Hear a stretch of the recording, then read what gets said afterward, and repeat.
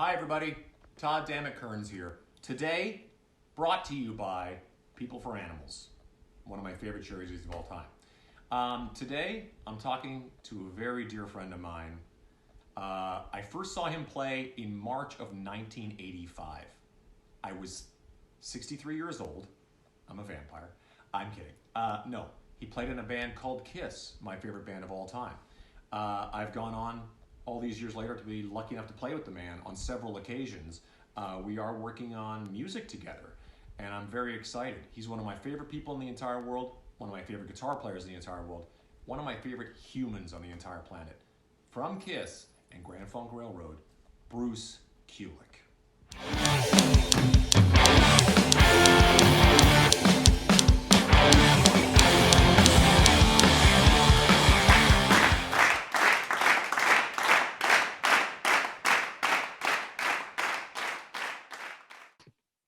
We are live. Oh my God. The pressure. The pressure. How are you? How are you handling all this? How am I handling all this? I mean, it's not like it's not like we don't talk on a regular basis. I know. But it's sort of well, did you introduce me to the show, or you already did?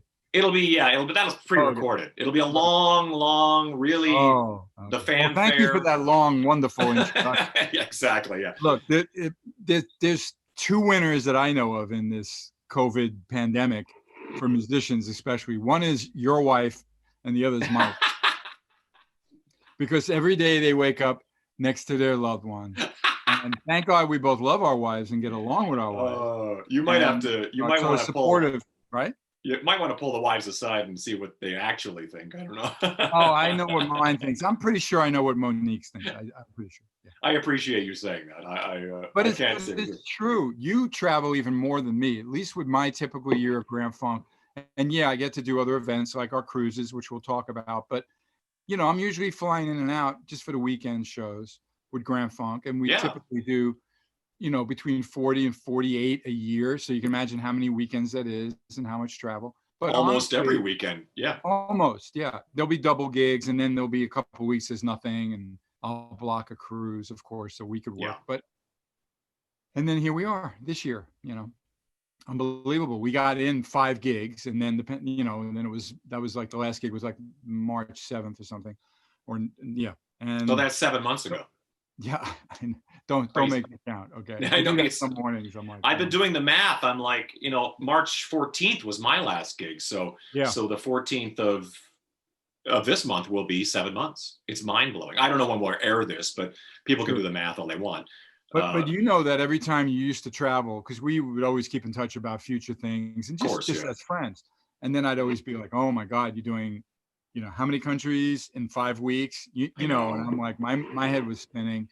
And then even when you got to America, then it's the bus thing. Well, at least that's a little more civil in some ways, you know. Sure. But still, you know, it was like you'd be gone. We all know that Slash likes to work, and then you've done other things on your downtime with Brent, like Took and things like that. But Monique and Lisa are the winners here. I love that. I feel like the winner in some ways, as much as it's kind of like it's such a dark time and such horrible things happening. But I have really enjoyed the break for what it is. I've made the most. You know, we've been writing songs together. We've been doing all kinds of creative things, and I don't go to some 15-year-old to learn how to work social media and recording, home recording. I go to Bruce Kulick. And I'm so primitive with it, but that does lead into the fact that yes, that's one of the things that I've been doing quite a bit of, which is learning tools that I never had time to learn. You know, things that would help me. I can now record. You have no idea for a session for a guy that I know pretty well in Germany. And I was going to tell you about this, but it's a cool song. The guy covered a Gene Simmons demo, actually. Love is Blind is the song. Oh, wow. And like, you know, I didn't really know the song before and everything.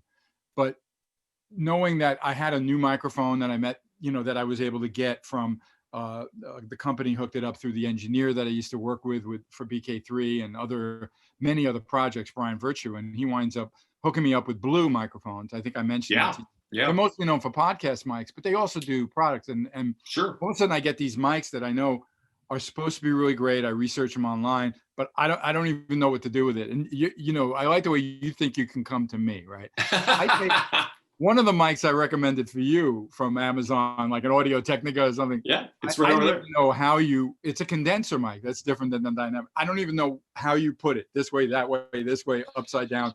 So I'm sending Brian pictures. Okay, well, I'm looking at it like this. Is this the right distance? That's not for the session. This was prepping, you know. And he goes like, first of all, you have it backwards. You know what I mean? The switches are all wrong on it. Okay. Make sure you got the phantom power.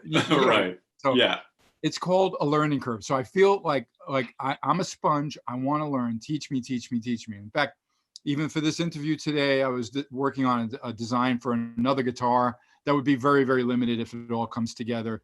I can't even talk about it. But the point is, I'm trying to help the guy who has the design how to make the final little changes. And I don't know. Do I have an app that I can, you know, do something with? You know what I mean? You know, these guys who have Photoshop and the guys who do the, you know, art on their computers. Totally. They can erase it, they can overlay, they can turn it inside out, upside down. So then my friend Michael, thank God, he started helping me. And he said, wait a minute, you know, I think if I take a screenshot, I just bought the Apple Pencil because that, you know, it's a $100 pencil. And all I did was like scratch my nose a few times with it. I didn't know but actually, just to teach you another little thing today, let's say somebody sends you an image, you know, and you love it, but you go like, can you get rid of that guy? Or can we add something right here? Yeah, especially with the pencil, it does work with your finger, but not the same. You know? Oh, really? And you can erase things and cover things, and that's important because you may want to erase a number or something that's in an image or whatever. But anyway, we got through it, but it took what I thought was going to be a 15-minute phone call turned into 45 minutes, you know. Well, but exactly. That's something I could share with you. The same thing, like now that I know what I did with the microphone, and then he challenges me, okay, now you got to set up two.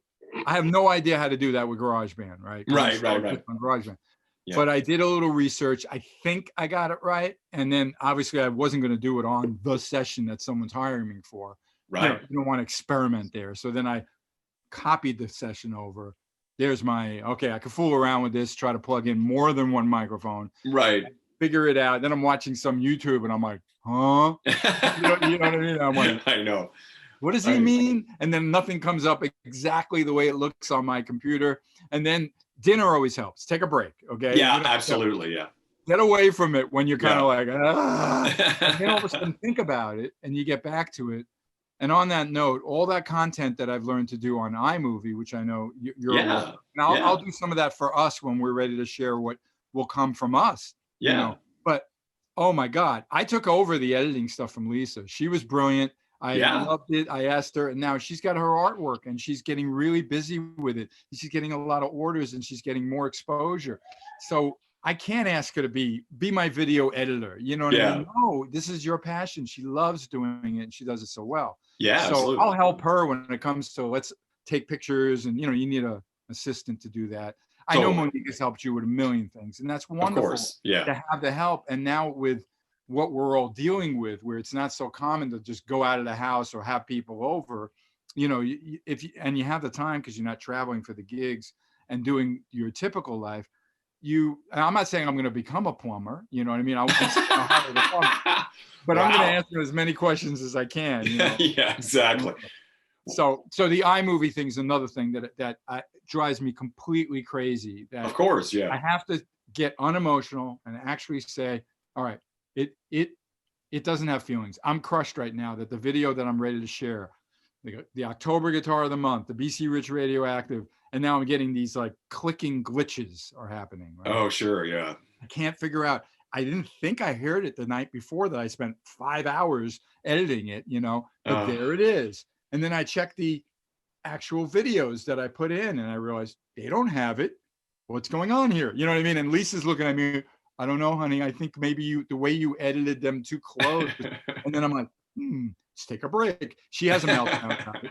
I take a break. And then I realized I was editing outside of the app.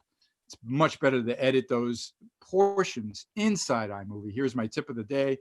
And then that gives you the breathing room. The click said, you can't do this. You can't. It's like, boom. You know what I mean? Right. And it wants, Right. Yeah. So by having a little extra on both ends of the what you're putting together for your transition makes it all work. Of course, I had another buddy of mine, Andrew, the talented guy from Nashville, who I remember seeing do videos in iMovie. I was like, how did you do that? I thought he was like a scientist, you know what I mean? Yeah, exactly. Yeah. A brain surgeon to do it. Yeah, something any 15-year-old can do, like while he's like kind of like, Exactly. Yeah, Multitasking while he's doing it. Yeah. And he said, yeah, no, it doesn't like to do that. Don't edit outside the program. But yeah, I've heard things like that, and you got to be careful. How about when you're working on it, and obviously you're tweaking it, you're adding more things, you're moving things around, you try a different transition, and then all of a sudden it turns into like a karate bad movie with a, you know what I mean? My mouth is moving, but I hear it like, exactly. You know what I mean? I'm like, what did I do? What is this? This is not coming from Mars. I don't want it, or something. So anyway, the learning curve, it's always exciting when you finally figure it out and win. Of course, yeah. But you need like I'm just used to having other people do things, and then I could say, oh, like the guitar's a little, can you just switch that other track there, or there's a little bright. We talk about it every time we go to our friend Jimmy. Yeah, who's gone there, and I'll hit him up for. He's a great video guy too, Jimmy. He is, yeah. He's a do Renaissance man. Yeah. Yes, he is. Yeah. We love him. So hence I have all these lights in my room. My neighbor. That's Jimmy Romero. Jimmy watches Jimmy these. Romero. Very talented. Todd, you've done gigs with him, and he's recorded both of us. Yeah. So he kindly, and he, by the way, engineered the track I did for Ace Frehley. So that's right. Unfortunately, there was a miscommunication. The label never got a chance to give him the credit on the first release version. Yeah. When it goes to vinyl, they'll try to update it. I know I felt bad. He felt bad. The music business. But we're telling the world. Exactly. Jimmy Romero Here it is. Yeah. Exactly. So, you got to use people, their knowledge, and I reach out. I'm like a sponge. But I will admit, you get it's hard. I could see why some people bail on a lot of things and don't even want to learn. It's like the guy who still has the flip phone. Okay, I mean, come on. Well, unless he's a drug dealer, I never. Yeah, exactly. It's a burner phone. A burner phone, yeah. But all this technology, and then lots of times things don't work right, and we know that. They update the systems and things are just out of control, and you don't understand. But you gotta remember that they don't have feelings, these devices. That's true. And that's why even when we talk about gear, I recommend gear to you, and other people recommend gear to me. To me, it's all about our talent. Unfortunately, I'm speaking to an extremely talented guy, so I'm not worried about whatever you play. It's going to work. Yes. I appreciate that. Thank you. Yeah, even if you don't know how to do it, I'll help you. Well, that's why I was, the long story short is I don't have to do this. I don't really have to do that much work because, as you just explained, you've killed yourself to learn this stuff. Yeah, I know. So it's just a quick kind of like, how do I do this? And you're like, I just figured this out. Oh, and I love it. Like Zach, our dear friend Zach Throne, of course, who I know you recently interviewed. We keep in touch.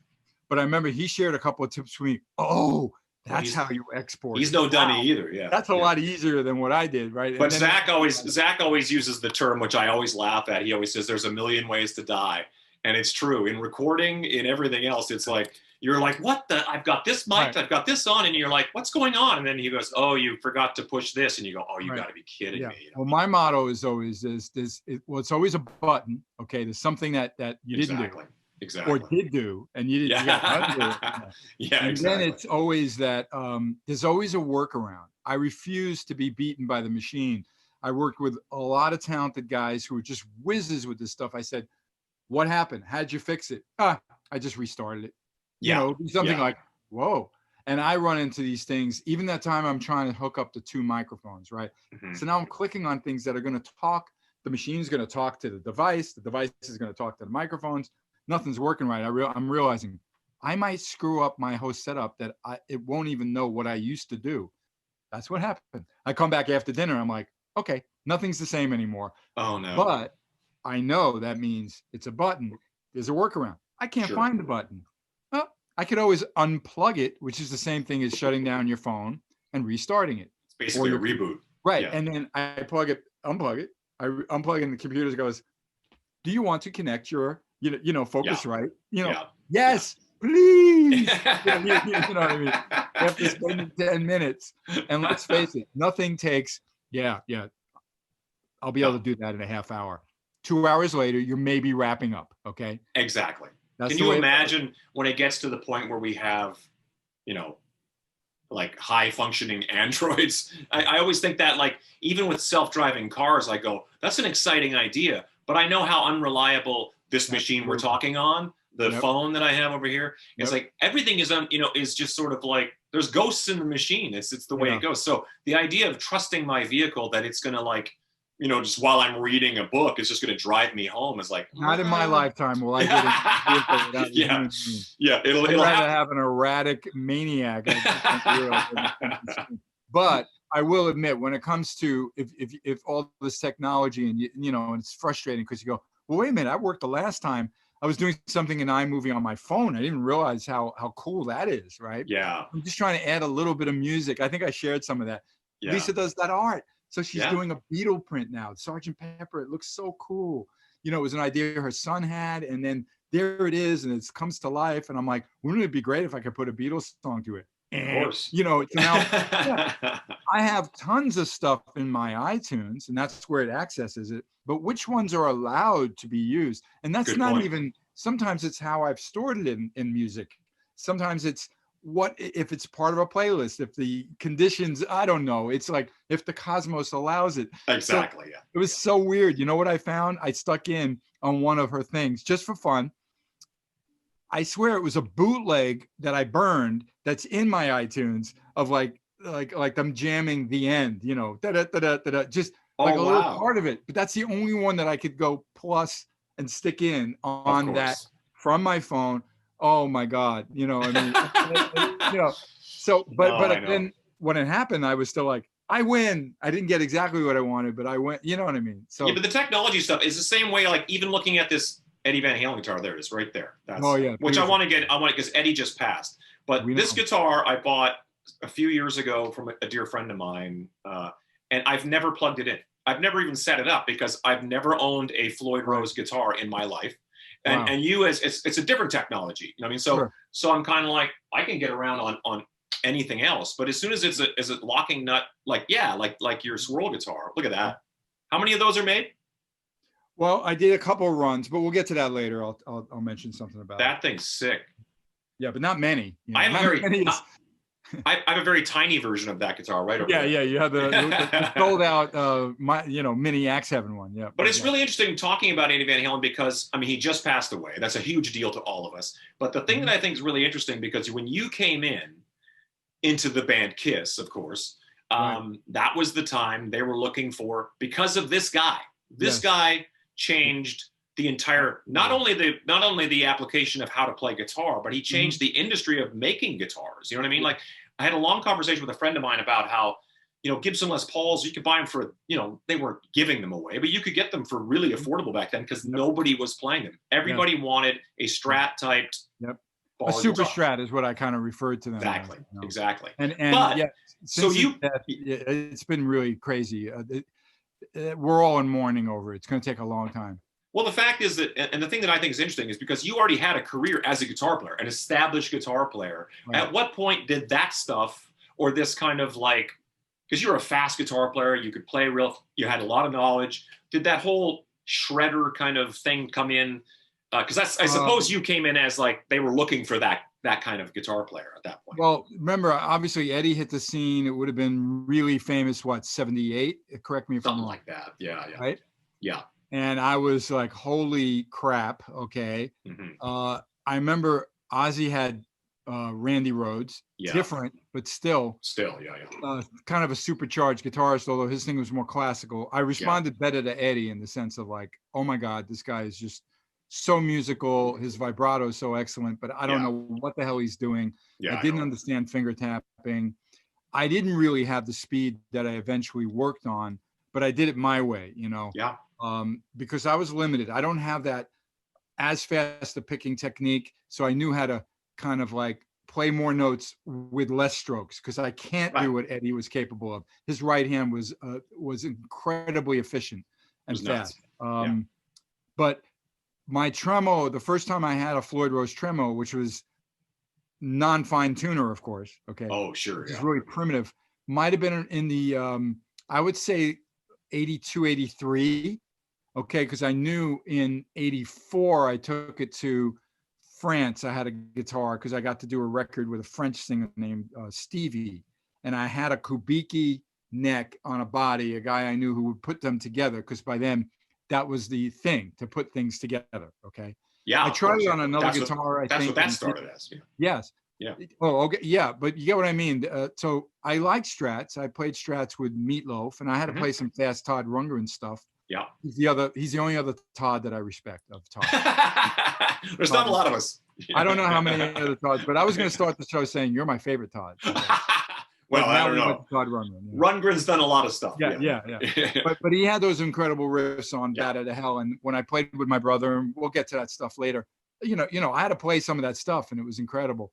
So I could play kind of fast, but I was on a Strat, and Todd used to use on his Mustangs or something the tremolo arm. So he did have a little bit of that kind of like, think about it. Those were Mustangs? Bat Out of Hell. Wow. You know Bat Out of Hell, right? Of course, yeah. Okay, so it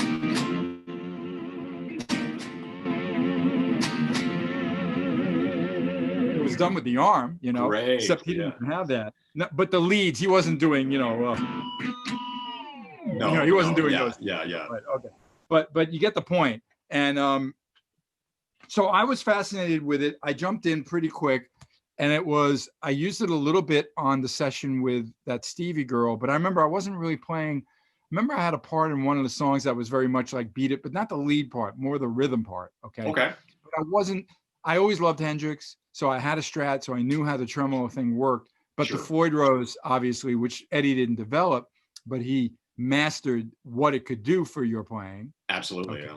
Because suddenly there's this capability of harmonics that wouldn't happen as easily without the locking tremolo system, and then of course the tunability and all that. But I did have that guitar. By the time I went to see Paul, I probably used that guitar. Now I'm thinking about it. I never thought of that because I didn't buy the Charvel until he says, "Don't cut your hair," and I get a call from the Kiss office. You know what I mean? Because Lonely is the Hunter. I think my first thing on Kiss actually is like, was it? What did I do? Was it a low E or A? I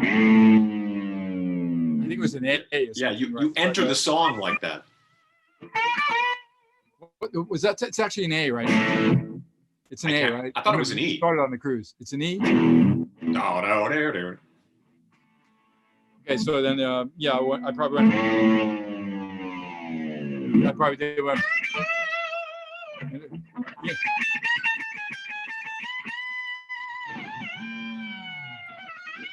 One of those kind of things. Nice. So right away, I started off with my BK versions in honor of what I could kind of assimilate.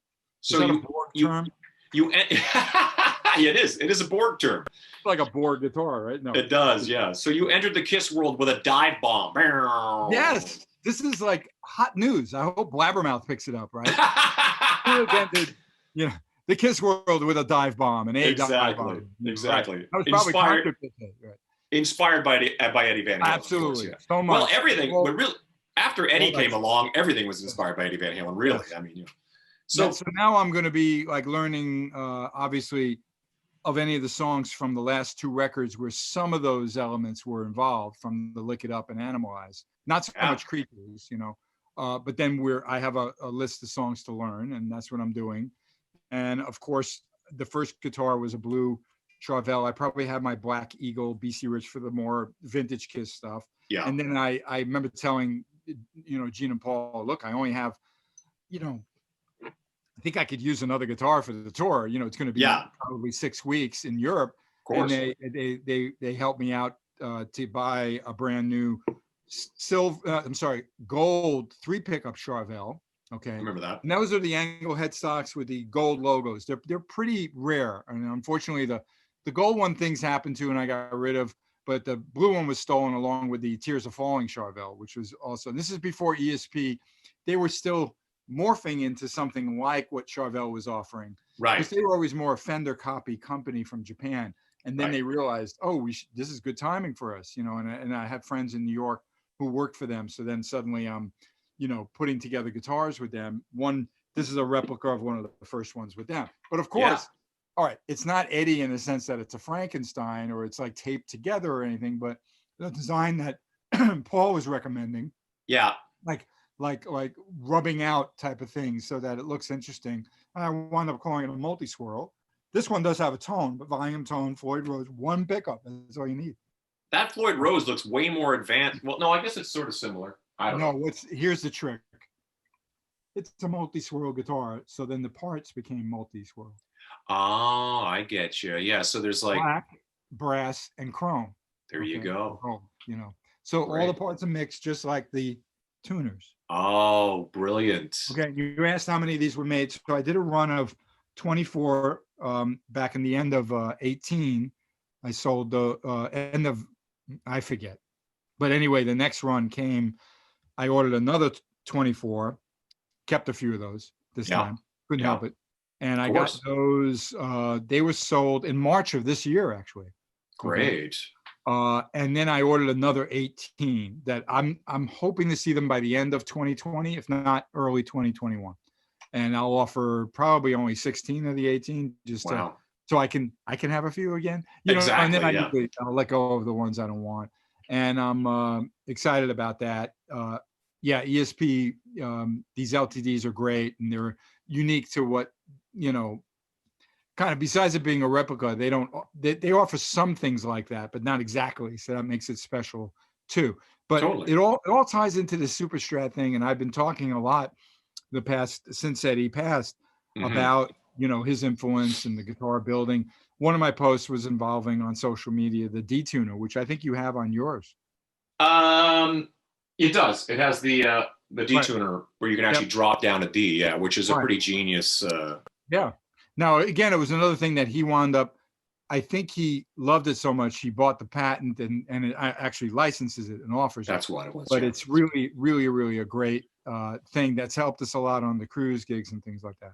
So, absolutely. But he's touched everything, you know. Absolutely, yeah. But let's go backwards now, because you again have one of those great stories, and I talk a lot about this.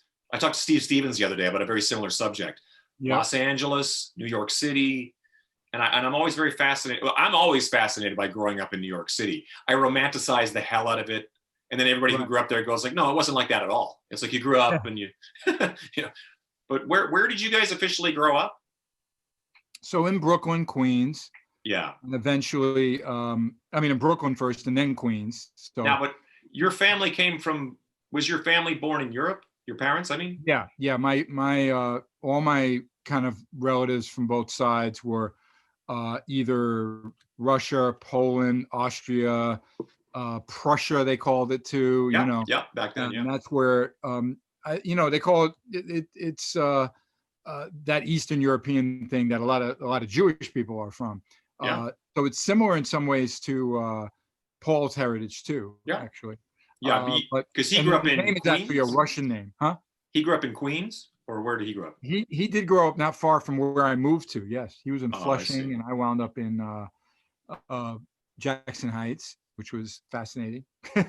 Not far from LaGuardia Airport, which is nice, you know. I was going to say, yeah. So, but I mean, that's the thing that I think is, you know, I can't help but romanticize it because of, you know, just like whenever I go to the city, it's like, isn't this the best? You know, I mean, I'm just kind of like, isn't this amazing? And so much great stuff has come from there. But growing up out there must be a whole different thing, because you remained in the New York scene for a long time before you came to Los Angeles. Was it Kiss that brought you to Los Angeles? You know, yes. I always flirted with the idea of not staying in New York. And then Gene came out here.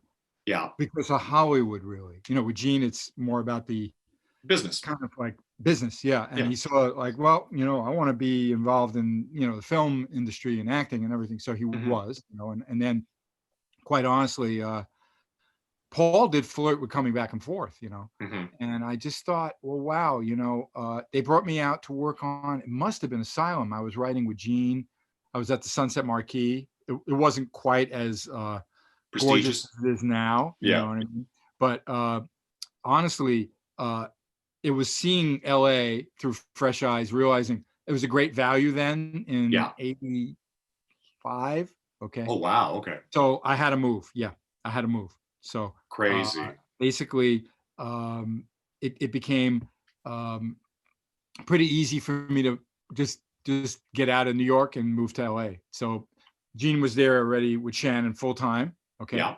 And Paul eventually followed, even Yeah. though he used to come back and forth, But the hustle of the New York thing must have really, I mean, if you had grown up anywhere else, playing guitar and trying to get gigs and that whole hustle, I'm assuming the New York thing really informed all that and everything that kind of came after it.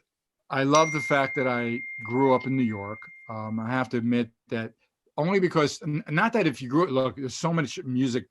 LA was rich with music too. Sure. Back then, because things weren't, like what we're doing right now wasn't possible. Okay. Yeah. So a lot of the big bands eventually had to deal with, if you're in England and you're in a little town, you wound up somehow in London or something, right? Right. And then if you're somewhere on the West Coast, you're going to be either in San Francisco or LA, probably LA anyway. Honestly, it became a situation where New York was one of those, just like it's always been, a very important city in the world. Yeah. Every band went there. The record companies were there. So that helped my career. Okay. Yeah. It just did. I guess that was a good thing. But the cultural revolution that was happening with the Beatles and the British invasion and everything clearly was a case of incredible, I don't know, that was fate and timing of the world, just like right now we're going through something kind of really weird and different. Yeah. We don't know where it's going, but it is what it is. So ultimately, I have to admit that I'm very happy that I grew up in New York and I was exposed to things. I know it gave my brother and I a lot of great opportunities. Is that the impetus, the Beatles, stuff like that? Is that when you guys got obsessed with guitars? My brother was already playing guitar, because my cousin had folk was kind of before rock, Yeah. And I remember my brother was attracted to, one of my cousins had a acoustic guitar, and probably it could have been even a nylon string, Next thing you know, sure. He's got a guitar in the house. I don't know if I was immediately interested or it took me seeing the Beatles on F. Sullivan. That's what I usually tell people. Sure. I mean, obviously that launched a million careers, even absolutely. the people who work at like a label, it has nothing to do with, or they're an artist, because the artwork was always so fascinating and everything they represented. So, well, you and I are both still obsessed with the Beatles. We talk about it incessantly. Yeah. It's just one of those things that will never go away. But, and that's what's fascinating to me. Cause then, so at what point is Bob already in a band, kind of like playing with friends, and you're like, I want to do that? Or because you didn't initially start playing together, I assume, because big brothers are always kind of like, oh boy, because I had two younger brothers who played as well. We eventually put bands together, but it was like, right. I assume you kind of like followed suit shortly after. He was definitely doing some more things. And I remember there's a 4-year, almost, even though I was born 53, he was 50. Okay. But I was born December, he's born January. So literally it's 4 years. Almost 4 years. Yeah. Shy a month. Mm-hmm. His 4 years is a big gap in like what you can do when you're growing up as a teenager. So he was already playing with bands. I shared one, for example, not that long ago on social media, the Observation Balloon, you know what I mean? Wow. They look like the monkeys, you know what I mean? Yeah. They're in a tree, I'm not sure if I have any of that music. I know everything is safe that he left in the home. I was blown away with the amount of press, product of everything. I did see some early demos that he did, like when he first did sessions, and then you take home an acetate. Can I have an acetate, please? For you younger people out there, that's vinyl, Yeah. But it's not mass produced, right? Right. So I think you can understand how incredibly fascinating and wonderful it was that he was, even though I had to throw out a lot of nonsense, you know what I mean? I had of course nothing to do with nothing. I mean, he sometimes kept, a napkin from a hotel he stayed in London, Oh, wow. Yeah, it's one thing if it was signed by, someone he met, my Meatloaf, you know what I mean? But sure.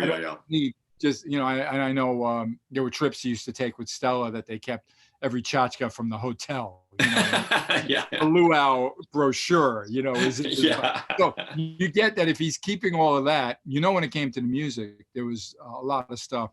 And a lot of the fans that follow me that love my brother and knew my brother, obviously, they may not have known about an Alice Cooper tour that he did. Yeah. It was only one, but still, and Yeah. I'm going to share that. They may not know all the bands that he did or the artists that he worked with, the Lou Reed album that he's on, Yeah. every tribute record. And, you know, again, not knowing when you're airing this, I do want to talk about at some point the Van Halen tribute that he did that I'm on with John Corabi, and there are a lot of other great artists on that. But, and then we'll get to that once I pull it out and figure it all out. You know, I'll share it. That's exciting. Yeah, Bob really was ahead of me back in New York, and I got to learn from it and watch. Yeah. You know, he had quite a few bands in the New York area, and they played sometimes downtown in New York. Like, he's in Hendrix books, you know, the books that people write, because he met Jimi Hendrix. You know, I know. mean? I didn't meet him. You know, I didn't see him in a club. I wasn't old enough to go somewhere like that. Yeah. That's how I met Kiss. He befriended Paul from him auditioning, and then he'd see him at studios later on when he was professionally recording with people, because he had that unique guitar player, not the session guy. You know, you and I know the difference between session guy. Yeah, a real session guy reads. Yeah, it's like, here's your score, sit down, play, and you got to play it like you just wrote it. Okay? Exactly. Yeah. I can't do it. Okay? I can't do that. No. Right. But that's a deal breaker every time. Right. But, you know, with music, the landscape is so wide and everything that there are many things that a guy doesn't want, that guy who's just going to read the notes. I want his vibe, his emotion, his particular tone and vibe, you know. Absolutely. You know how Steely Dan tortured everybody they brought in, but they did yeah, exactly. That could read, but would create the way they wanted to. All right. Sure. And a lot of the session stuff that Bob got, they knew that he had that ability of this unique voice on the leads, which is why it was so exciting to play with him. Of course, the Alive 2 tracks, you know, because no one can sound like that. Not me, not Ace, not you. No. And that was Bob. All right. And I love that about his playing. Although I know, and you mentioned it earlier, the brothers, you know, the way you like, do you want to ever play together or anything like that? We did both plug into a tape recorder. We're talking primitive stuff now. Of course, I was really fascinated with reel-to-reels, okay? Yeah. So, I don't know if you know this, and many of them don't work anymore anyway, but if you had an old TIAC tape recorder or whatever brand, if you plug it in where you plug in the mic, your guitar, and you crank it, it's going to sound like something. Not right, but it's going to work, okay? Right, yeah. It actually sounds like a clipping, distorted in an interesting way, okay? Right, so eventually I'm going to share some of the jams that I did with my brother. Wow. Now, I bought a bass because I realized, well, my brother's like, you know, a great guitar player. I love Jack Bruce and Paul McCartney. Maybe I should, this is pre-Kiss, of course. Yeah. Maybe I should play bass. And I bought an EB3, which, you know, I'm crazy about those basses. I know, me too. I've played them on Kiss records, and I shared with you not long ago the white one that I did a backing track with for Lisa and I. Exactly. And basses like that. So I remember an EB3, just like the one I played with Kiss, same year. It wasn't the exact guitar, but that model, like a 67 EB3 in like a wine cherry, the darker cherry color. Yeah. That was my first instrument. There's a picture of me in my bedroom. You know, I got another picture somewhere. There's a bow around, a red bow, because my dad used to do that. He put it on the steering wheel every time he got a new car, a red bow. Nice. I don't know where that came from, but I like it. I like it. Anyway, I plug in, play bass. He's playing guitar. It's pretty wide separation. I can't wait to throw it into, you know, the studio garage band thing so I could tweak it a bit, right? Totally, yeah. And I have jams with him. Absolutely. And That's speaking so cool. of jams with him, I did want to let the world know with you, because I know you and I were only the few people that ever text about this. I was looking for Larger Than Life for some completely unrelated reason, right? In my iTunes, which is now called the Music app. Okay. It's a pain in the ass. And I love Apple stuff, but wow. Anyway, I'm looking for Larger Than Life. And I think I might have been comparing it to a disc of my brother's that said Rare something. It was these demos that got out where the playing is a little different. I think I shared one or two tracks with you. It is out there. So it's nothing earth shattering. I didn't find some holy grail of Kiss in his thing, but he did have a copy of that. And actually, I think the larger than life, or one or two of them were different. One wasn't even different. Okay, so it was whatever. But up in my music app shows, I click on it and I hear like 1, 2, 3, 4, and then I start hearing gong, gong, gong, gong, gong, gong, gong, gong. I hear the guitar, right? And then I hear wow, and then I hear your voice. Oh, right. And I'm like, I just was staring at my computer. I'm going, what is going on? That is Bob. That sounds like the record. Yeah. That's not Gene. Yeah. But if anything, Zach would have sang it better than you. No offense. Yeah. No, I know. He's 100% like got that thing down. He's got that down. So you're saying the actual, the larger than life live show on. Oh, was there actual rehearsal? Oh, right. That's there is no real without professional recording, a live gig, yeah. Professional recording where we had individual tracks of the cruise performance. Though what we did on the cruise, that's the way it should sound. Kind of like, a good mic in the crowd. You know what I mean? Totally. Yeah. So I don't mind, and I love the fact that that is very popular on YouTube. And if anyone out there hadn't seen it, you got to see Kiss Cruise 7. You'll see, my brother and I with Todd, of course, and Brent Fitz on drums. Okay. Yes. We even had a couple of background singers, right? People would come up from. We had, the Nashville guys, Phil Schaus and Ryan, and exactly. Yeah. But ultimately, when we rehearsed for that, which we had very little time for, like 2 rehearsals. Yeah. And I even flew home the day of the second rehearsal. Okay. I only stayed one night. I didn't live in Vegas then. I flew in, stayed at the airport hotel. We all went to lunch. We chatted, right? And we went to our buddy's rehearsal studio. That place happened to be set up where you can professionally record yourself. That's right. And Brent's buddy recorded us. And then the only reason why we were recorded, I love that we were, was so that we could all practice. Because our schedules are so brutal. Me with Grand Funk, you with Meatloaf. You get what I mean? Yeah. With Slash. Yeah. So the next thing I know, I have that. It was in my Dropbox, and that's like linked to my, next thing I know, there it is. Wow. So you have like these rehearsals with Bob. Mm-hmm. That makes it so much more. Yeah. As like a song, because we wanted each other to be able to just sit in our hotel room and play along to it. Yeah. Practice. We didn't do any medleys on that thing. No. I think we stuck Turn Up the Night. Yeah, that was it. It would have been at the end of Crazy Nights, perhaps. Yes. Yeah. So they were attached. Yep. Yeah. That was it's such a special night, and I'm so glad Bob got that experience, because there was a lot of sort of like, I think this will be fun. I don't think he really understood that these people, our Kiss Cruise family, just can't wait to see the guy, and like you say, when he starts playing those songs, you go, that's the guy. It's like, and when he plays that solo off the top of Larger Than Life, it's like, that's him. That's the dude. Yep. And exactly. And recently I talked to Six Man, the promoters of the Kiss Cruise, and I once again thank them. We chatted a little bit. It was a Zoom chat like this. And I hadn't had the chance really to talk to them a little bit about Bob, and they were very, sympathetic and everything, and they loved Bob. And I thank them for that opportunity, even though it came about so oddly. And most of the people out there don't know that it was a simple, like, them approaching me and my brother because there was going to be a panel that we're involved with. That's right. The concept, and said, can you jam with the house band? And I remember I have to be very grateful for my brother's intuition of saying, no, we should do a set and it should be with Todd and Brent. Yeah, let's do our own band kind of thing. And what was funny was that I had a conversation with, and Ryan was part of that, the house band guys, and they're very talented, great guys. Of course, yeah. The point was, they were kind of like, that wasn't, I don't know, I wasn't, no, that's not really what we were, all right, well, let me, what I mean? There wasn't this like, yes, and this is what we should do. So Bob's instinct was spot on. Yeah. Right. And then we've worked out the business to get you guys to do it. Right. Yeah. And then the next thing I know, we could barely rehearse because of our schedules, but it's done, because it wasn't like we didn't know months in advance like most people do, No.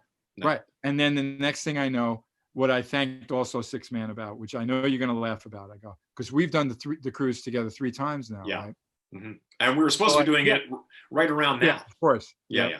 Yeah, but we know that we'll have to be patient. For another year, the world will look a lot different, or won't exist. Something like that. Either way, different. Yeah, very different.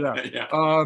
So I thanked them for the production on Kiss Cruise 7 because we went from guys that were supposed to just jam a little bit with the house band to bringing along 2 other. Who are those Canadians? You know what I mean? Yeah. The performing, we can only perform on the first night because I had to leave the boat to go to the Grand Funk gig, because by the time they committed to anything, Grand Funk already was booking dates, and they know that's right. Like. We only performed one time with that. One time. Wow. One set. Okay. Yeah. And it was the Sail Away show after their Sail Away show, right? Yeah. The people that were smart enough to get up there, we know they were crying, okay, and they loved it. I know it was heavy. But the lights. There's lasers and a light show, and it's like we had the best light show and the best sound guy that I've ever seen. And I always felt like our next 2 cruises, they were good, but they weren't as good as 7. I don't know. The planets aligned. My brother and I did a great gig with your support and Brent, with a great set, but they delivered too. Yeah, absolutely. The videos is so exciting, and the photos that we have from it. Unbelievable. Yeah. And they were less, I think Six Man got a little stricter. There were times on the other cruises. I used to ask some of the Swedes and the foreign people, I go, did you get any pictures? Oh, it was really hard. They were trying to discourage, and I'm like, ooh, really? Whatever. And I'm not sure what was going on. Some people miss it, but they fell asleep or whatever, Right, whatever. Exactly. Yeah. But the point is, I'm not complaining about what we looked like on 8 and 9 in any way. Okay. No. What I'm trying to say is that the 7 looked the most amazing. Like we carried our own lights and sound. You know what I mean? Yeah. And we had a team of photographers of world-class quality to capture the moment. We absolutely did not do any of that. It just happened to be. Happened. Okay. Yeah.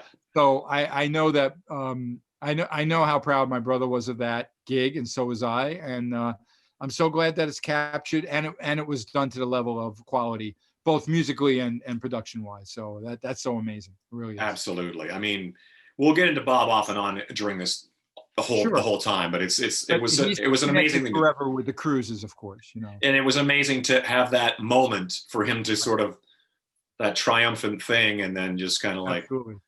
And he stayed on the boat and had a great time. I had to get off, right? He winds up jamming with Paul the next night or 2 nights later or whatever. Yeah, they got to meet everybody, and it took me another year until I could meet everybody, because that was my first cruise. Yeah, you had to leave for a Grand Funk gig like the next day or something like that. Yeah, I literally flew. I just had to get to Ohio. It was crazy. Yeah, but it worked out. They took care of me. So let's go backwards now again, because I'm always really fascinated with this Piper with Billy Squier, Blackjack with Michael Bolton, Meatloaf. All these things seem to be one big, like the pre-Kiss thing is this whole thing of like, whoa, it's like you were already doing fairly like, what's the Piper thing? Let's start there, because I'm always. Well, no, I mean, Piper was the band that Billy Squier was in, but then he became a solo artist. Okay. And his first record as a solo artist, even though he took a song, I think, from Piper, Rich Man. So you weren't involved in Piper at all? No. Okay. Hopefully you didn't see that on Wiki or anything like that. No, I think I've just sort of mixed it all up in my brain.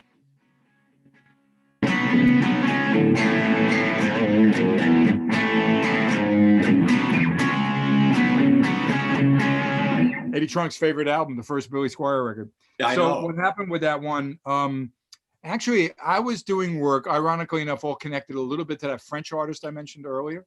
Yeah. And this girl, Rosetta, a singer, producer, and at the time, her boyfriend, Jan, who worked with Michael Bolton, so it was all connected to Michael Bolton a little bit. They wound up wanting to... Billy wound up at Eddie Offert's studio, and I was just there previously. Okay. And even though, and this was a little weird, a lot of people don't know, my brother actually was working as well with Billy on some demos, but he couldn't do the record when Billy wanted to do the record. and Billy was going to be at the studio, I was just using, you know what I mean? Yeah. Weird timing with everything. So from the Rosetta thing to Michael Bolton did his record. We did our second Blackjack record. And then all of a sudden Billy's wants to do Tail of the Tape, was to become Tail of the Tape. Oh, so okay. I wound up doing rhythms on every song with Billy. I played leads on like 3 or 4 tracks. And then I couldn't go back because of rehearsals with Michael in New York. And then, because this was upstate New York. And then what happened was he replaced some of my leads by copying them from the guide tracks, from the basic tracks, which was kind of cool. I was pretty flattered by that, even though I was kind of like, he couldn't have waited another week and I would have come up and did it, but I have a lot of respect for Billy Squier. I learned a lot from him. He always had a little notebook. He wrote down everything, every setting on the amps, every little production technique he learned. He watched Eddie. Now Eddie, he was a big hero to me. Yeah. Well, with Yes, I don't know if they listed him as a producer or engineer, but it doesn't matter. All the Yes albums that I grew up with, he engineered all the great ones. Fragile, the Yes album, Tales of Topographic, whatever, Ocean. Yeah, whatever. yeah, exactly. I'm a little bit of a Yes nerd, and some people should know that some riffs that I stole on Kiss stuff was actually more Steve Howe, the guitar player, but supercharged. That's an interesting frame of reference because people. Like that crazy riff, like let's say like Tears Are Falling, when I'm going, hang on. It's interesting to be influenced by him, but I love that stuff. That riff is more from like, he would do like a, he used to do stuff like that with a much cleaner sound than what I'm doing, So Steve Howe was a big influence for me. In a different way, that's why I had the 175, the jazz guitar and everything. Totally, yeah. And no, I can't play that riff like this. Yeah, the Tears Are Falling video, yeah. Hey, Blabbermouth, you see, I cannot play it like that. I got that from Gene. I would see Gene in videos doing like. Of course. I'm like, yeah, that's the way to play it. One of my favorite things is asking Gene, like, okay, so why in the videos do you play with your fingers when you're a pick bass player? And he's like, I don't know, I just thought it looked cooler. And I go, oh, okay. Yeah. End of conversation. I just watched the video of, let me show it to you. And I know I'm not really playing it right, but I just saw it this morning. Someone shared it with me.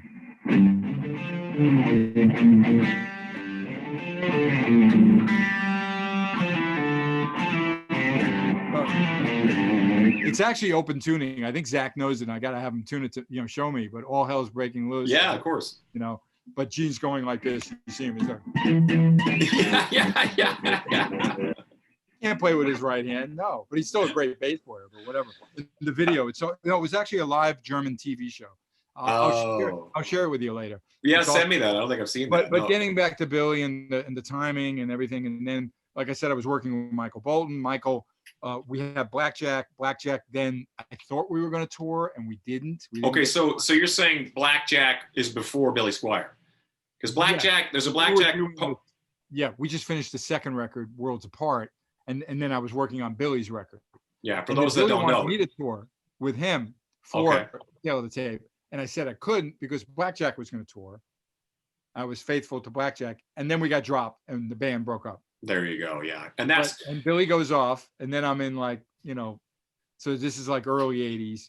And then I'm in the Good Rats, a local bi-state band, which was, had some interesting things about it. Good musicians, really good players, but I bet it certainly wasn't arena shows like Billy didn't take off with Tail of the Tape. That happened later. Yeah, of course. But yeah, he had a really good run. And a lot of people don't know Michael Bolton as a rock and roll singer, but those records are really fun. Yeah. Yeah. You see my Blackjack stuff. I see it right there. Yeah, I'm like, that's so cool you have that. It is crazy nights under them over there. And then as the story goes, so how does the Meatloaf one come up? Is Meatloaf before all this? It's got to be before all that. Yeah, Bad Out of Hell was. How old are you by this point? So 78. I'm like 25 or so. Damn. Okay. Yeah, and we toured for a full year. And they made the full record. Todd plays guitar pretty much on the whole record. And then they decide they got to put a band together to take on the road, as they do. Right. And somehow you guys, the brothers, get right. thrown in there. And Bob actually was like kind of a known guy in New York, so it was easy for him to get the audition. And then he wanted to do it with me, which was really a wonderful thing. They weren't so sure about me, not so much because of my playing. I was very, very intimidated by everything. Right. Because I hadn't done any professional gigs yet. Right. In a big way. Well, I shouldn't say that. In 75, I went to Europe to back up. Oh, you'll love this one. Yeah. Let's see who can guess it. Stump Todd. Okay. All right, I'm going to lessen the effect. Yeah. Hang on.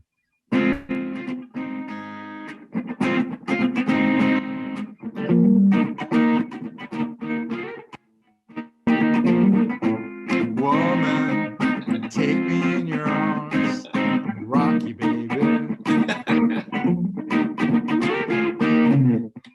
I love it. Yeah, 75. You weren't born yet, though. yeah. No, I was born. What's that artist's name? So George McRae. George McRae. Wow. A big black guy from Florida. He worked for the studios that TK and this is it TK and the Sunshine Band? Do I have that KC. Right? KC. Sorry. Yeah. I did not. Records. TK right. did not have a Sunshine Band. KC did. Right. I also don't have a record company. Band, what was their biggest hit? They still play it. KC and the Sunshine Band probably they have a whole bunch. Yes. Of which all escape me at the moment. Down tonight. Get down tonight. Get down tonight. You know, of course, that's one. Yeah. Ton of hits. So KC and the Sunshine Band had a label called TK Records or something like that down in Florida. Ooh. And I swear, I think George worked there as like a janitor or something like that. And all of a sudden he's like, oh, you got a good voice. Get in there. Sing this song for me. Wow. Like that. So I'm touring I have a tape that came from a radio broadcast, just like I know I have a tape of Michael Bolton and us on the King Biscuit Flower Hour. That's cool. Wow. Right? Of me, and this story is hilarious. You're going to die. I don't think I ever told you this one. So we're touring Europe. So George McRae, I literally carry my SG, my 65 SG, which I happily have in my home. Awesome. I did sell it many years ago, and a friend of mine from New York got it back to me. So cool. Wanted to let it go. And we're touring all over Germany. His album with the hit Rock Your Baby is a big, big hit. And a lot of those countries, especially a big country like Germany, it really is a big country. It is. Cars, the whole thing, manufacturing, everything. Yeah. They loved him, and the album was a hit. And they had an awards show that's like the equivalent of our Grammys. Okay. Sure. Although they called it the bronze, the lion or something. I don't know. There was a name for their award show. Right. So now he wasn't an arena artist. We mostly played these big theaters and fancy dance halls and beer things. It was ridiculous. We toured there for 2 months. It was crazy. Wow. I had a hard time getting used to the German food because I didn't grow up eating schnitzels and sausages, you know what sure, I mean? Yeah. So my stomach said, "Are you kidding me?" You know, but, and then I wound up eating like Norse, fish patties everywhere. Yeah. Even the ketchup had curry in it. I was like, "Are you kidding me?" Torture. But long story short, there we are at that gig. So an award show like a Grammys, there's 50 bands there. Oh yeah. Right? There's an orchestra. There's a choir. There's a horn section, and some conductor had a chart of like a 2-minute version of, or probably the actual single. Okay. 3.5 minute, 3-minute version of "Woman, Taking Your Arms, Rocky Baby," right? Yeah. So the label guy's there, the German label guy. I mean, what do I know about a label guy either? It's the first time I ever got on a freaking plane was for George McRae, and all of a sudden now I'm traveling to Europe, and he's asking me to hold his, duty-free cigarettes in my guitar case, of which I told him doesn't fit in the SG case. I'm sorry. Isn't that crazy? Right? Yeah. Oh yeah. I was so green. Yeah, much of course. greener than it's had, I promise. Yeah. Anyway, we're backstage, like you gotta be. No one really tells us that his, song award thing is being announced. It's an arena. Now, you know how far your dressing room could be. All of a sudden, the label guy, in a panic because he screwed up royally, he comes out and runs into the dressing room. Jan! You know what I mean? I'm like, I'm literally holding my pecker, taking a piss. Okay. Obviously, the ones not holding some genitalia are rushing to the stage, the other guys in the band. And it was a keyboard player, drummer, bass player, and guitar player. Okay. Okay. Me, I'm the guitar player. So now I'm rushing to the stage. You hear this orchestra starting the song, they're doing the rhythm, but the boom. Sure, yeah. But you can see you can just imagine seeing the conductor, with the boom, the boom, the boom, and then you kind of hear, a little chord or something, because they're trying to like, well, what the hell? George got out there before the band because he had to accept the award, but they didn't tell the band that we're on. You know what I mean? Oh my God. So now you literally hear this. Okay, this is the hilarious part. I'm running for my life to the stage, right?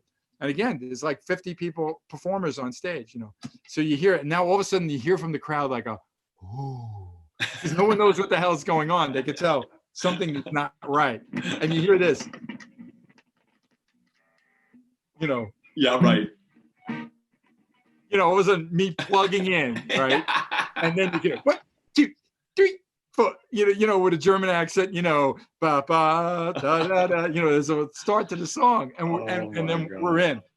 And I'm sure I was shitting in my pants at the time. Yeah, I bet. Yeah. And we got through it, and maybe we did one more song after that. But that was crazy, So talk about trial by fire, learning what it is to be on the road. I have a story like that about just about everything, from the Billy Squier recording, where I wasn't sure, if they liked the solo, and I didn't have time, and I did the best I could, but we got it going. And then I learned how to communicate better in the studio. Well, just punch me in over here. You know what I mean? That kind of stuff. And then realize, hey, if you don't come back and do that, Billy's going to redo your parts exactly like what you played. You know what I mean? Exactly. Which is kind of crazy. But each one of these things is a learning experience. Thank God I had all that crazy stuff. I wouldn't have known what to do with Meatloaf if I didn't know how crazy it was to plug into an orchestra. So suddenly now I'm on the stage with Meatloaf at Saturday Night Live, and my heroes are there: John Belushi, Gilda Radner. It was crazy. Yeah. We actually did that show. Christopher Lee, the guest host. Dracula. Yeah, he comes out. He's like, "Ladies and gentlemen, meet Loaf." That's how we introduced us. That's pretty cool. Wow. Yeah. That's and then we're doing, and then I'm like watching it backstage. They had like a tape of it. I'm like, you could barely see me. I'm complaining to the publisher that used to come to some of the gigs with us. And that's when you got to realize it's not your band. Yeah. It's not going to be featured. It's called Meatloaf, and that guy's name is Meatloaf. Yeah, and that guy's name is Meatloaf, and he's 300 pounds. He's got the record deal. So shut up, be happy you're there. So exactly. That's how you learn, so that when I got into Kiss, I wasn't going to be. I'm in the car with Eric Carr after my first gig, with the limo, and he's in a grumpy mood. I'm like, and he had his gripes. Believe me, within a few years, I got it. Okay? Right. Sure. Yeah. It's all your perspective. You deal with it. Everybody in Slash's band likes to talk and see things the way you need to see it. Sure. We're all wired differently. Ultimately, we never let it show professionally. Of course. Yeah. And I'm looking at Eric and I'm going like, you know how many drummers would like to murder you right now to be the drummer of Kiss? And I'm just like, I'm plucked out of nowhere, and I'm only the temporary guy in Kiss, and I'm like on cloud 9, doing cartwheels, even though my knees are shaking before my first gig, which just recently had its 36th anniversary. Wow. That's insane. And the arthritis sauce, I'm like, that's got to be like, right. Yeah. That's the interesting thing about the whole thing is, it's like I saw Kiss for the very first time in 1985 in Canada, from my, finally seeing Kiss. Bruce Kulick is the guitar player. I know this because I'm one of those guys that I'm reading all the magazines. I know all the stuff. Okay. Well, what year was that? It wouldn't have been the first tour you would have known. No, it was Animalize. Yeah. Then you had to known it from like Kerrang magazine or something. I knew it as sort of like, I think it was still like temporary guitar player Bruce Kulick. Yes, No, yes. I don't think it was like it's Mark No, St. it John. wasn't. I never got like the official thing, and that whole Animalized tour, even though I signed the contract right before the Animalized live video. Maybe that's why everything's so fast. I don't know. Anyway. Well, yeah, but I mean, at the same time, it's kind of like it's a whole different animal, right? So does it take some pressure off going in as a temporary guy, and you're kind of No, I was still. I treat everything I do, from the favor thing I'll do as a shout out for somebody to the I know professional video. Even today, it took you 20 minutes to get your lighting together. Absolutely, I was like hurrying around the house. Have to look great for Todd. Come on, why would I? You know, it's so funny too. Yesterday I was saying to Lisa, well, if we need a little more time and we can't start, when Todd said, do not do that to Todd, just because he's your friend. You know what I mean, right? I'm flexible. I said, I think he'd understand. I'm just saying, if we needed a little more time, he'd be like, do not treat him any differently than any other interview that you took.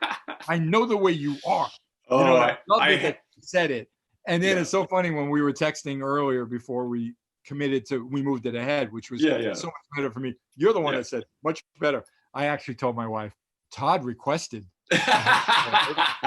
Well, it's it's like I refuse to call this an interview anyway. I'm just talking. No, these are two dudes that respect each other and that are buddies. Well, it puts me in an interesting position because there's a number of these things that I've always kind of like, what, I've never asked Bruce about Billy Squier, and now we go down that rabbit hole. I love it that you're bringing up things that I mean, I know you know a lot about me, but yeah, you need to straighten out your chronological knowledge.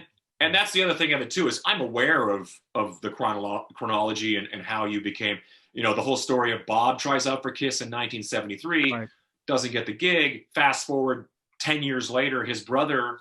Right. You go in, you play on a couple songs. How did that even come about? How did the and it's interesting the way you framed it, but actually, Bob always thought that I would be perfect for the band, even though I know that he always felt like if he had hair or something, he could have been the guy. All right, that's what a lot of people don't understand. That I think he wrestled with that, and it was unfortunate because I don't think his temperament, and they would have chosen them. Ace was the right choice. And by the time, even though he realized, well, Bruce has got the hair, he's also, I think he always knew that I was very adaptable. Bob was very much, he was on his path. He saw things, his style, even when we rehearsed and I wanted him to do something more the way I played it on the Revenge thing. He was a little bit like, not sure I understand that. And I would really have to explain it a little differently. Now, it doesn't take away from Bob's talent. No. But I was more the one that would want to adapt to everything and be whoever you want me to be. You see what I mean? Yeah. So I never got the gig because of my brother. I got the relationship with those guys because of my brother. Because I did audition when they were auditioning, when Vinny auditioned and other people auditioned. No, I'm not talking about the original Kiss audition, of course. No. But so you're saying you went in during that whole phase around Creatures? Yes. The Creatures too. I remember Gene saying good vibrato, and that was the end of it. Oh, interesting. So I wasn't ready for them. And they were loud. I brought in my head, a boogie head, and I could barely hear myself. Wow. It was so loud. I bet. But it was later on when I got asked to ghost guitar. And that was, I know Mitch Weissman, who co-wrote, and he was the big star on Beatlemania on Broadway. He was one of Paul's friends. Okay. And he knew about me as a guitarist in New York. And I think he got the vibe that Bruce would do really well. And it was a lot easier for somebody else to vet me than my brother. Sure. You know what I mean?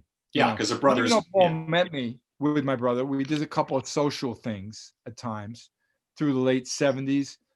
He was aware of Blackjack, Paul. I remember one time on the radio, they were being interviewed. Oh, you listening to anything? And I know they don't like to talk about other bands. But I remember they played the Blackjack song. And I think it was because I was involved in that. And I was there you go. my brother, Yeah. I know he was supportive of Pepe Castro and Bob's band Balance, Yeah. They were friends. Mm-hmm. So anyway, I got the gig really not on an audition because the ghost guitar worked out. Yeah. Now, if that didn't work out, they would have brought in somebody else to try to play on the missing leads on the Yeah, but song that they needed. why did they go through the entire process of finding Mark St. John and then have you come in and play on 2 songs? I don't Well, understand. there was a tag of another song, Murder in High Heel. He just needed a couple of riffs. It's barely consequential. But Why didn't they just have their guitar player do that? Yeah, I don't really know exactly what was going on with Mark. I think he might have had already the arthritis and that writer's syndrome, they call it, that his hands were getting swollen. And I do think that they weren't going to let anything hold him up. So they reached out. They got me. And then before I left, Paul would say to me, which was very weird, I didn't know why, and he just said, don't cut your hair. Now, why did they use Mark? They knew Vinny was gone, and they overreacted to that, in my opinion. And other people will understand this. And this is tied to that guitar, that famous guy that we just lost, and that guitar behind you. Right. Because guitar playing really changed, okay? The style and the vibe of the guitar player now in the band wasn't based more on classic rock. It was a new thing. Yeah. So I think, especially Paul, they wound up reaching out to Grover Jackson, who was a guy who was building those kind of guitars. Charvel guitars. Mm-hmm. And he got a list of 10 West Coast hotshots, because that seemed to be where they were coming from. Sure, yeah. From the Randy Rhoads to a guy like Mark St. John. I don't know who else was on the list. I don't. Yeah. But there's the George Lynch's, and everybody else at that time was, those kind of guitar players. Yeah. Exactly. Yeah. So Mark, for whatever reason, and I don't know anything about that audition process that the band went through, but they had to react to the Vinnie Vincent debacle, that Vinnie never signed the contract. Right. They were reluctant to have him join, but they knew he had talent as a writer and a guitarist. Yeah. But there was no way that they were going to be, not. I know the way they do business, and they're not going to let somebody call the shots. And Vinny played hardball with them. Bye, Vinny. Okay. Right. But their reaction to who should be the guitar player, I feel in many ways, wasn't as broad maybe, but at least they had a direction. Okay. Sure. Right or wrong. And I remember seeing Mark St. John in Kerrang, because my brother and I got the magazine. And I opened it up, and they gave him a full page centerfold. New guitarist to Kiss. Mark looked great. Yeah. Had the poofy hair. Yeah. I read his influences, and I was like, I didn't hear anything yet, although I loved Animalize, and I was very impressed with, like what he was capable of. I only heard my track. I didn't hear the rest. Wow. Yeah, I guess so. But that's an interesting conversation too, because Animalize is a really fascinating moment, because Paul is like kind of in a funny way, the only real member of, because Gene's kind of distracted. Right. Paul's producing the record. I think, did Paul get the full production credit himself on that record, or was it Paul and Gene? I think he probably had to put Gene's name, but it came afterwards, instead of. So basically, Paul's steering the ship at this point. Yes. And of course, Eric's there. Eric's killing.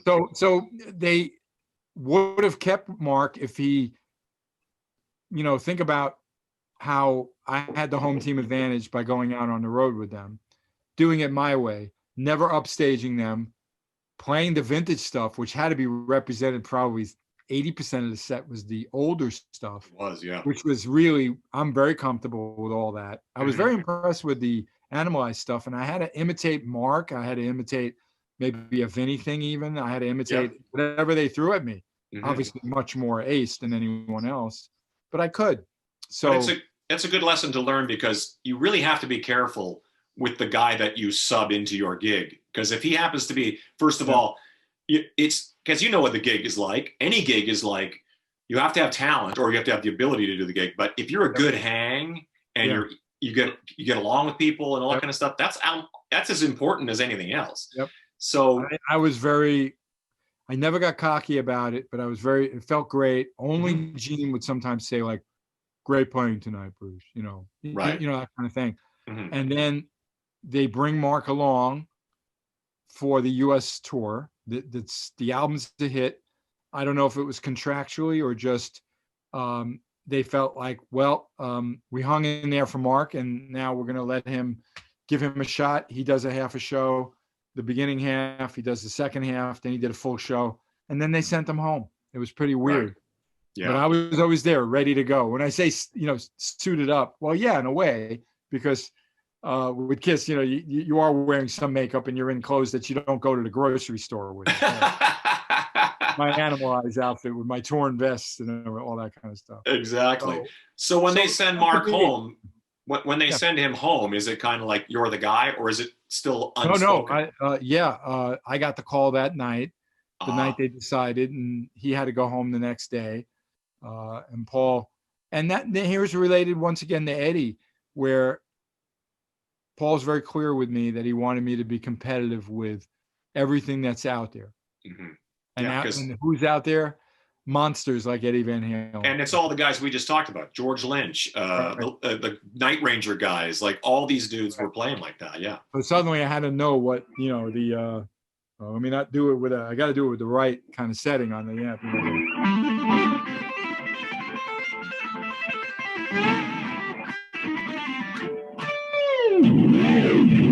You got to know what to do. Yeah. And this whole beginning,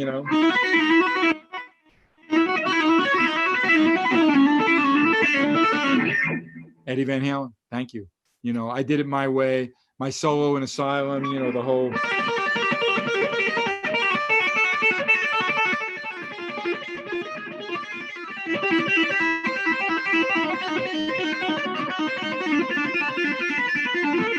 Sorry.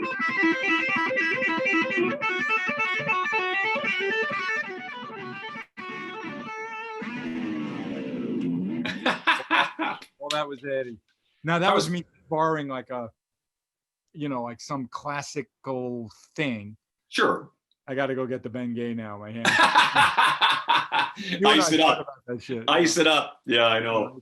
But honestly, without him, and that's why everyone's devastated and will continue. But let's just celebrate the music. He left that great music, just like, we lost my brother this year. Let's celebrate what he did, and this is all we can do. Is it's all you can do. I mean, actually, it's funny that you mentioned it, bringing up Bob again, because Bob had a very interesting modern twist kind of style too. Like I assume he's like, when I look back, he wasn't quite as visible as you were, only because he was Bob, behind the scenes Bob, in a lot of ways. Well, he spent many years with that studio, what I mean? Yeah, exactly. Like he was always touring, like by the late 80s, I guess Paul's tour would have been, he had a couple other bands, but they didn't get a chance, even though they were good groups, Skull and Blackthorn, but they didn't tour, So he got a chance to, that's when he got involved heavily with the studio stuff, which he did a fine job on a lot of projects. But he was also sharing all that. He had chops too when it came to the whammy bar and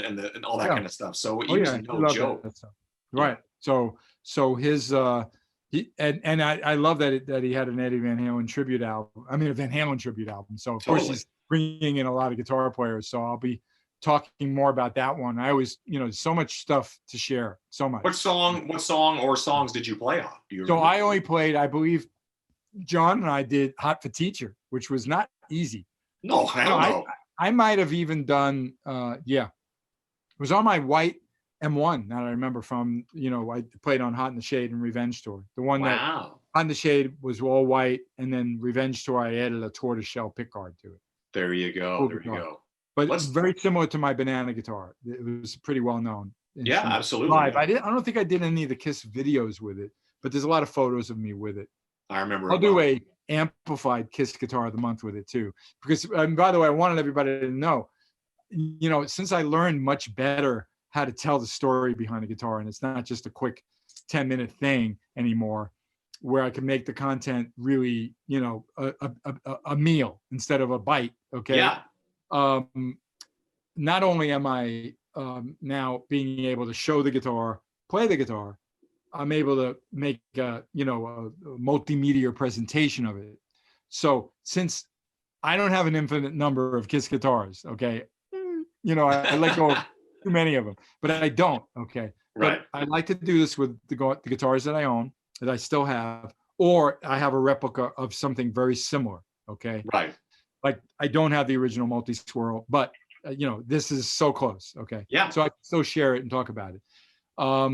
But what Lisa and I came up with, and it was a great idea from Lisa, I go like, we have to redo the guitars. Still, there's some I've never shared, but I don't like some of the other videos. Just they couldn't be done the way I know how to do it now.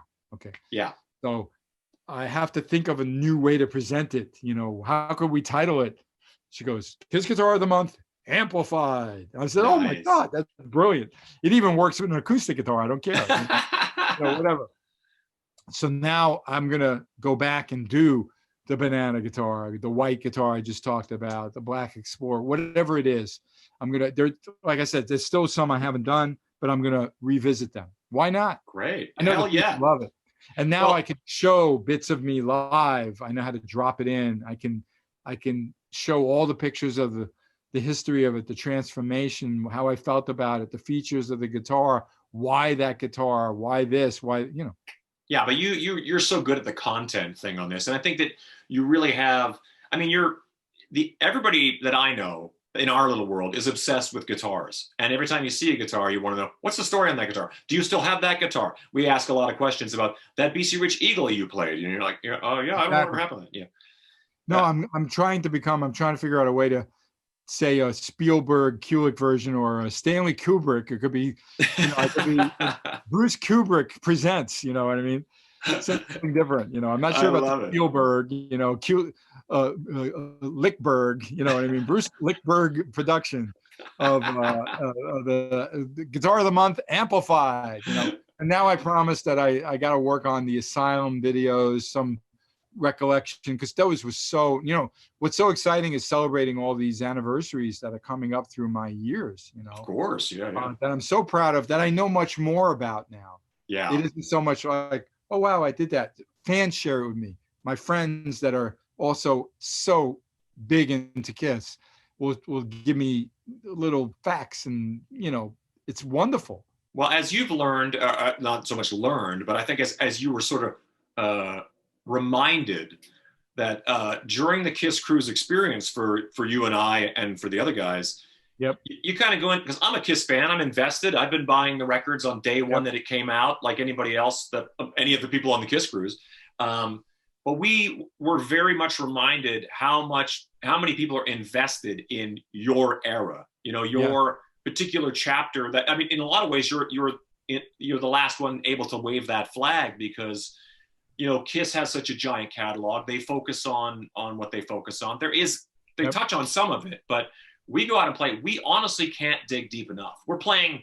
I know. We're playing demos. We're playing Time Traveler. We're playing Sword in the Stone, songs that were never released, and the people just eat it up. I remember walking off stage that night with Bob, and I walked off stage and I go, that went pretty well, right?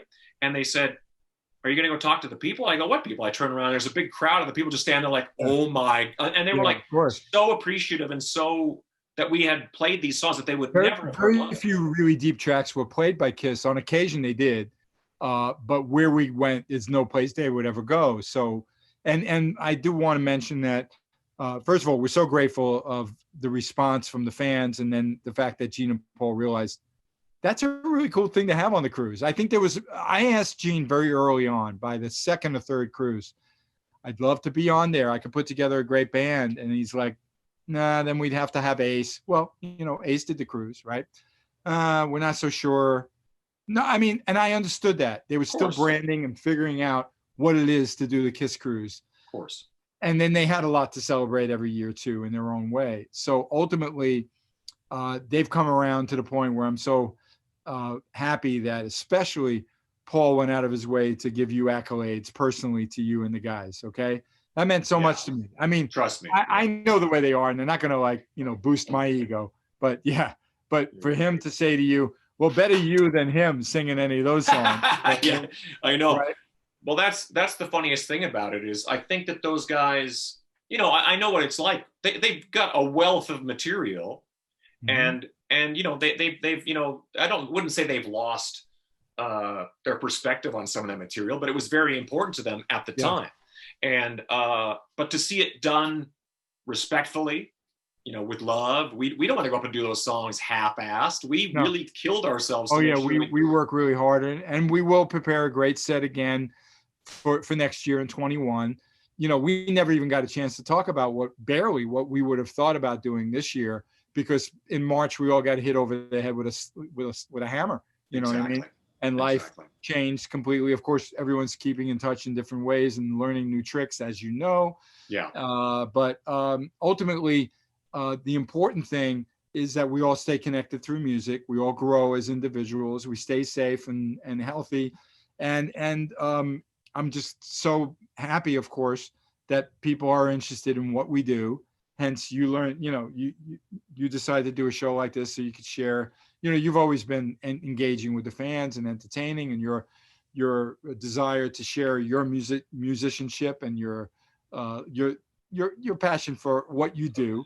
Everyone wants to know. So here we are, and I'm very grateful for the fans and you and our connection, and we're going to do more stuff together, and we got to carry on through all this. And the cruises at some point will continue, and I'm looking forward to what we can do on next year. And I'm so proud of what we did.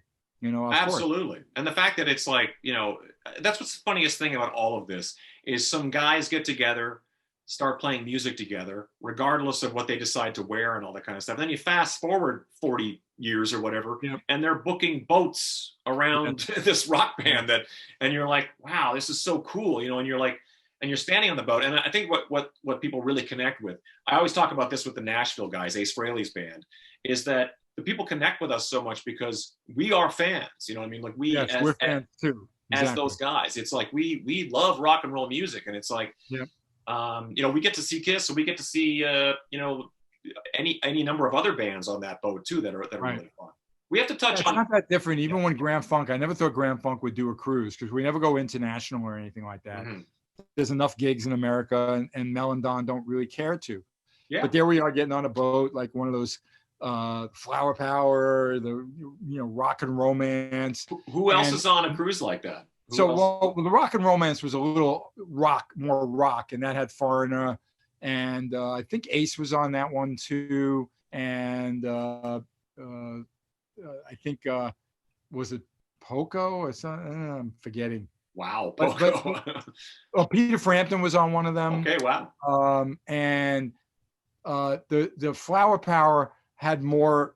Again, there were a lot of different kinds of bands, but either way, it's all the same. And then I'm fans of some of those groups, and I'm checking them out. I remember the Guess Who were on one of them too. Your buddy. Yeah. And I saw Rudy. I get them all. It's kind of funny how we get all like they all become one thing, and we can't separate them. I know, figure them out. But we all do celebrate, and we're all fans of each other. And totally. I was all excited to go see Foreigner, of course, and I remember seeing Greg Allman. That was before he died. Oh, sure. That was great. But it's similar, where just like the Kiss ones, we're fans. Yeah. Like you said, absolutely. We're fans of what we do, and then we see what the fans' reaction is. And I always used to say how you and Brent and Tom and Zach rather really push me because you're such Kiss geeks and you know the stuff. Yeah. But now with this downtime, I'm studying everything I can about my era, everything. Absolutely, yeah. And even not my era, because I'm connected always with Eric Carr stuff, so I'm looking more at that, as well. Yeah, we should touch on your time with Eric, because I think that it's such a, it's such a tragic thing. I mean, but at the same time, you seem to be the guy that every time they talk about Eric, they come to you, and I always. Yeah. I was connected with a lot of his projects, and this November is when, late November is when the Rockology picture disc is going to come out. That's something I can promote. That's right. And I was involved with that music and everything, so that was really cool. And I made sure that that's being put together to the best of its ability, so it's going to look amazing. What a unique drummer! Because we talked about this just randomly, like the other day. I'm driving and I'm sorry, it's escaping me at the moment, but feel my heat. Heaven's on Fire came on the radio. And I'm just kind of like, I remember I ran into Zach shortly thereafter. I go, isn't it crazy? Like when you take just a simple song like that, and then the chorus is this big booming tom, very unusual thing. And I go, it's so bizarrely unorthodox that I go, but it works perfectly. He had his own style with this big booming, a lot of big kind of tribal-y type things. And I was always like, you don't really think about it because it's just since I'm a kid, that's just the way these songs go. But then I hear it in retrospect, I go, wow, what a very unusual and unique thing that he was doing. And almost. No, I love Eric's drum parts were always great. Yeah. And I hate the question when everyone's like, well, which Eric is your favorite drummer? When both are so capable and different. And of course, the material that they were both presented to make their own. Yeah. You get what I mean? No, Unholy wouldn't be Unholy without Eric Singer. But at the same time, Tears Are Falling wouldn't be Tears Are Falling with like what Eric did, or Heaven's on Fire, what Eric Carr did. So look, let's just wrap that up and say that Eric was a brilliant musician, wonderful songwriter, singer, person. He was so amazing with the fans.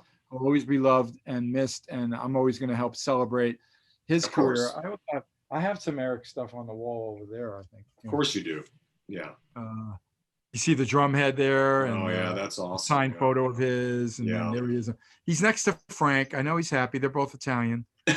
Yeah, exactly. So, but it is a funny thing, isn't it? Like, because so much time goes by. He's been gone a long time. It's such a weird thing, but and I'm hoping just like everyone's still celebrating Eric, the same for my brother, that years down the line we could still talking about him and share. And I know Eddie will never be forgotten. How could? No.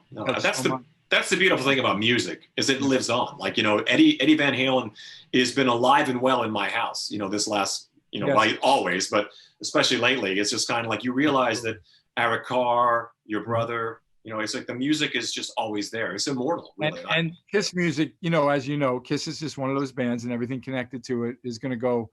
It will never die, like the song that I have with Gene from BK3. And We're Gonna Die. And I remember helping him with that lyrics, and I never really helped Gene with lyrics before, but I had an idea of, Ain't Gonna Die. And I remember he had that title, and I said, this is gonna be where you can say whatever you want, because your image, what you created with your career, with previously with the makeup and then not, and now in the makeup again, will never die, and people can say whatever they want. It doesn't matter. No. You win. It lives on. Yeah, and you've had all those years with Slash, the top hat, the guitar player. He now maybe elevates to the premier guitarist in the rock world. Yeah, living. I mean? Yeah, living. Yeah. Not that I'm trying to diminish Slash, when Eddie was alive, but the point was, Of course, no, alive. Probably he's the most premier one that's famous and known for talent and identifiable. You know what I mean? Yeah. Identifiable visibly, and his guitar playing. Absolutely. Before we go, because I don't want to drag you up. No, it's way past my bedtime or lunchtime. Whenever you're going to post this, whatever. Yeah, no, I just wanted to really quickly, it was funny because I just thought the other day, the first time we played together was probably, it's about 10 years ago, because we played the BK3 CD release party at Slim Jim Phantom's Club on Sunset Strip in Hollywood. Yes, the Cat Club, yes. And that was all sort of immortalized in Gene Simmons' Family Jewels. Yes. So we should all go back and watch that episode tonight. Yeah. I know, that's pretty wild. No, I have great memories. Like our whole connection. This is what I was fishing for. I was fishing for some kind of compliment before I go. Via Brent Pitt, of course, who's your dear friend and comrade. And there's so many stories about that, how our paths cross, and then later on, and then me working with Zach, who's now part of my mob band. Yeah. It's really remarkable, but we've always shared the common love of music, rock music, Kiss, and all things about life. And it was because of you. I wound up moving to Vegas. Remember us chatting on Kiss Cruise? 7 about it. Yeah. And then I made it a reality. Zach, I could see myself at the Hard Rock practicing Crazy Nights. You weren't going to perform, but he was going to be in the Sinners. That's right. Yeah. You, of course, had your, a lot of history with. Yeah. Although tumultuous, of course, as well. But, either way. Yeah. Right. Yeah. And you had to think, I could play with Slash. Brent kind of wants me to play with Slash. Okay. Right. I got this something band. like that. Yeah. Something like that. Yeah. No, it's just amazing, all the connections. So it is. Yeah. Well, I've known Zach 30 years. Yeah. I've known both. Still moving forward, playing music. Exactly. Yeah. Well, I have ways. Your wife's probably like, what the hell are those guys doing? She's tapping on the table, going, "Where are you? I want my Bruce back," and I can hear him back in there. Give me my hubby back. Yeah, Do your thing. You guys have way too much fun together. You don't have that kind of. You don't laugh like that when you're with me. Oh, exactly. But thanks so much, buddy. And I it's been 7 months. It's been 7 months since we've physically seen each other. I keep seeing you. It'll be weird the day I see you in physical form. It's always like this in some two-dimensional space. I saw Zach. He did a drive-by literally to pick up a speaker and throw some like food at me when I wouldn't go to a store early on. Those were the 2 times I saw him. And it was literally, here, get out of here, go away. That's how I interacted with Zach before the pandemic. We just just kidding. And then we want our Brent back. We were hoping soon, right? He'll be back soon. Our dear friend. Yes, so thank you so much. Send my love to your wife, and you know how to reach me, and absolutely everybody else out there watching your amazing show. BruceKulick.com is the portal for all things Bruce, to my YouTube channel and everywhere else. Yeah, always go hang out with Bruce. He's got way more interesting stuff than I do. Remember, there'll be more of these by the end of the year. More of these and other things too. It'll look nice up here. Yeah, well, you might have one. All right. No, but I have another mini guitar coming, and there's lots of exciting things going on. Cool. Very cool. All right, awesome. Todd. I love you. Love you, Daddy-O. Take care. Bye-bye. Bye-bye.